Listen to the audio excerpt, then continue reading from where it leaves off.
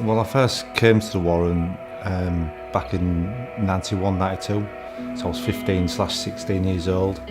Parents had split up. Dad was someone else. Mum was across in Scunthorpe.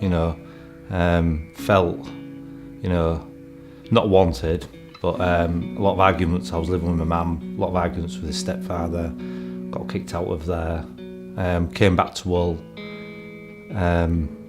Lived at a friend's house, but I was not in the right crowd of friends, should I say, but which their parents thought, they don't want you mixing around with other certain lads. So I ended up living on the streets and in like newly built houses, so for about 6 months. Even lived in my friend's dog kennel for about 3 weeks. Used to get up before his mum and dad got up, wash my face on the cold tap outside, run the streets. It was just endless, monotonous, horrible. I had no one to turn to. And that's when I found out about the Warren, and I came here.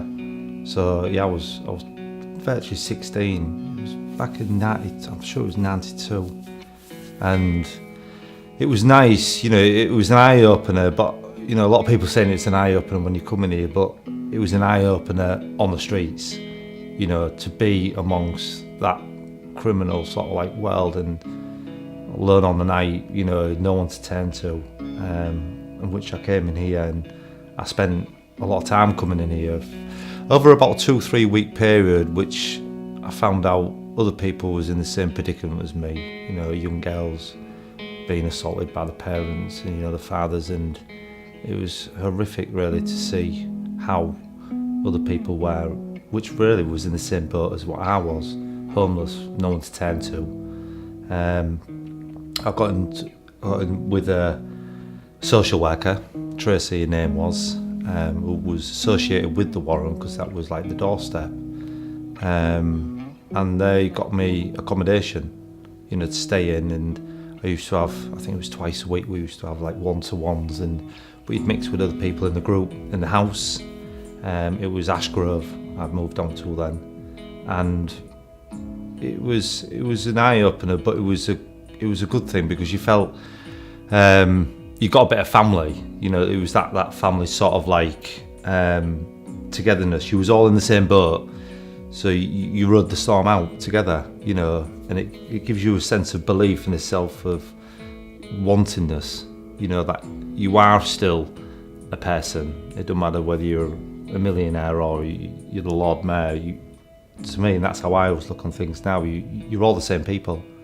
Whatever job, whatever background, you're all the same, and that's what gives me the inspiration really to move on and to grab life, by its horns and just go with it. And I realised that, my friends were the best of friends to have, which I thought there was at the time, and that showed me the right path to go. And I'd moved out to Patrington and got out of the city, which I met now my beautiful wife, who I've been married to for, 15 years. I better get that one right, haven't I?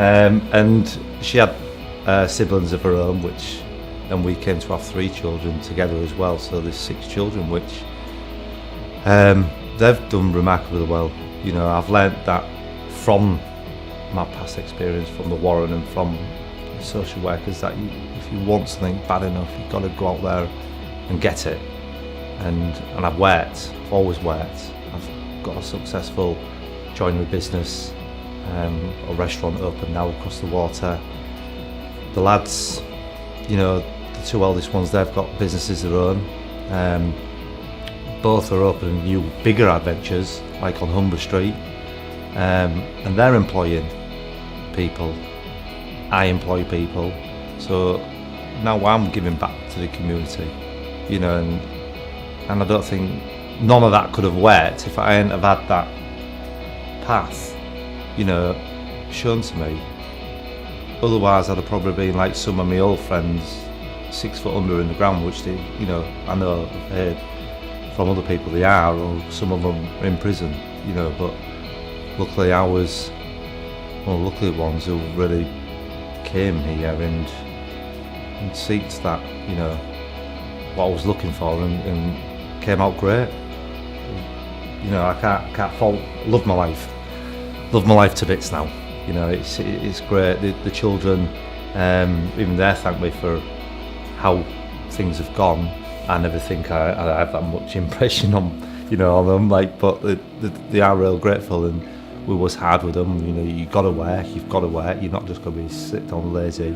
You know, like, and they've gone out and it's give them inspiration. So that's what I've had out of it. I've passed on. Everyone's doing great, you know, and it's turned out as a happy ending, really, you know, and look forward to the future.